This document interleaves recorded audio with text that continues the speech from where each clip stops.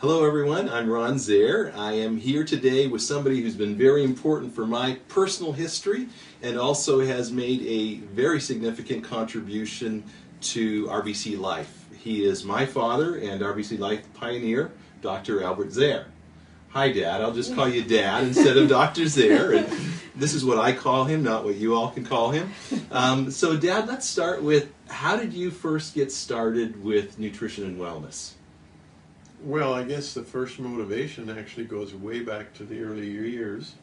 I was born in the late 1930s in a small rural Amish Mennonite community, and our caregiver and our midwife was Aunt Barbara, great Aunt Barbara. Okay. And she had hot mustard plasters, goose grease, and herbs, and all those things, and somehow we did just fine. But after she passed away at the beginning of the 40s, my family moved to another community, and my mother discovered that we were way out of touch, and there was doctors and medicine, and we needed to go the up-to-date way. And so I got a sore throat, and they took me to the doctor, and he said, "You need your tonsils out." And from then on, Mom almost felt embarrassed that she had kept us in the dark ages. But something stuck inside me, and later on it began to resurface. Maybe that wasn't just all old-fashioned. And so you started to remember that, and your curiosity came back. And then if we fast forward quite a few years later.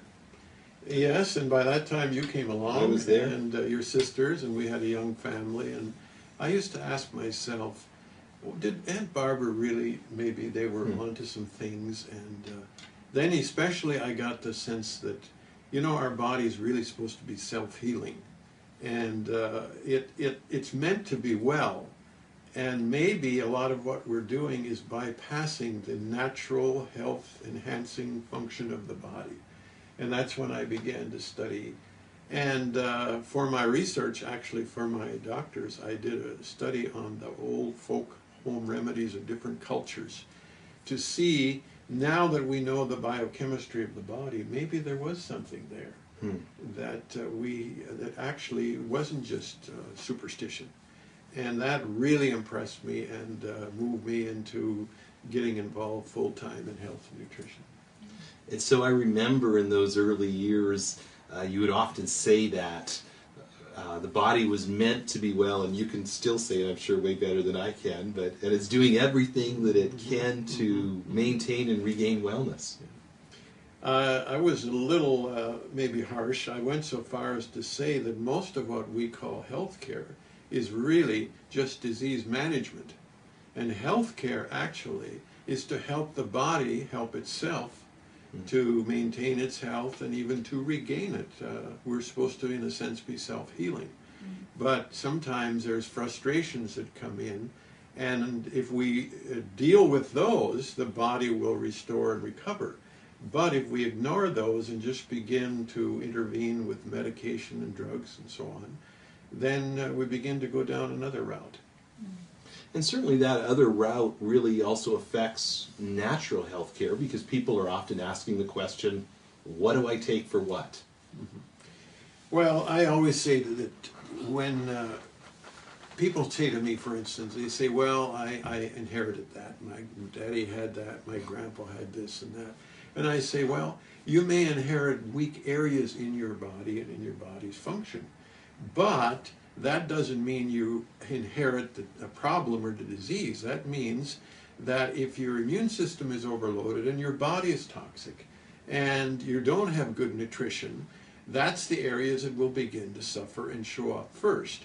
So the medical approach, you might say, is to try to get those symptoms to shut up and be quiet, so that we can no longer have to face the symptoms. But the symptoms are telling us there's a problem, and that's what we want to deal with in prevention, particularly in cleansing and so on.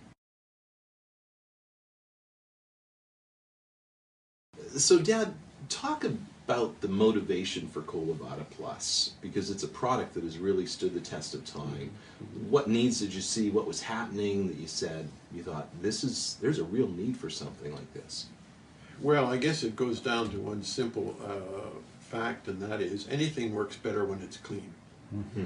And I began to get involved with studying a lot of the health pioneers, we called them, in the 60s and 70s, like Bernard Jensen and Norman Walker and Salem Kurban and different ones. And they really focused in on what they called colon cleansing.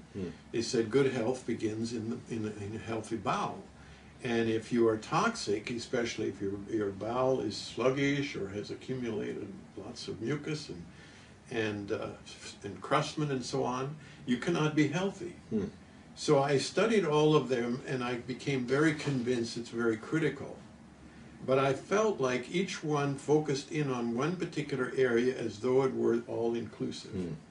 And I thought, let's look at the whole body cleansing function. Okay. And that's how the Colo Vada was born, and encompasses 3 phases, not just getting rid of your cleaning your colon. Okay. So share with us about those 3 phases, because I think that's really important. That's why it's called Colo Vada Plus. Plus, right? yes, that Okay. the plus was always an important part of it. Yeah. So first of all, I said to myself, if you're going to clean the sink drain, you want to first clean the sink. Okay. So in that sense of that analogy, I used the first phase, which is 7 days, and it includes 2 pouches of tablets and so on to be taken one morning and one evening. And that, in a sense, draws and brings the toxicity, the heavy metals, the pollution, and even giving the liver an activation, because the liver, of course, collects a lot of the heavy metals and the problems in your blood. Okay, so let's get that all down into the colon.